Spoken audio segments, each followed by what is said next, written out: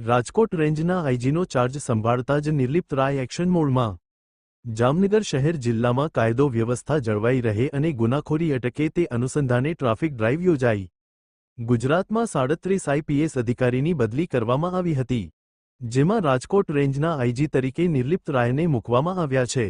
રાજકોટ રેન્જના નવનિયુક્ત આઈજી નિર્લિપ્ત રાય ચાર્જ સંભાળતાની સાથે જ પૂરા એક્શન મોડમાં આવી ગયા છે। રેન્જના તમામ ઉચ્ચ પોલીસ અધિકારીઓ જેમ કે જામનગર જિલ્લા પોલીસ અધિક્ષક ડો. રવિ મોહન સૈની, રાજકોટ ગ્રામ્ય વિભાગના પોલીસ અધિક્ષક વિજયસિંહ ગુજ્જર, સુરેન્દ્રનગર જિલ્લાના પોલીસ અધિક્ષક પ્રેમસુખ ડેલુ અને મોરબી જિલ્લા પોલીસ અધિક્ષક મુકેશકુમાર પટેલ અને દેવભૂમિ દ્વારકા જિલ્લા પોલીસ અધિક્ષક જયવીરસિંહ વાળા સાથે બેઠક યોજી કાયદો અને વ્યવસ્થાની સ્થિતિની સમીક્ષા કર્યા બાદ પાંચેય જિલ્લાઓમાં કાયદો અને વ્યવસ્થાની જાળવણી, ગુના નિયંત્રણ અને ખાસ કરીને દરિયાકાંઠાની સુરક્ષા તેમજ ઔદ્યોગિક વિસ્તારોમાં શાંતિ જળવાઈ રહે અને કર્મચારીઓને ફરજ પ્રત્યે નિષ્ઠા રાખવા અને ગુનેગારોમાં પોલીસનો ખૌફ જળવાઈ રહે તે માટે કડક સૂચનાઓ આપી હતી।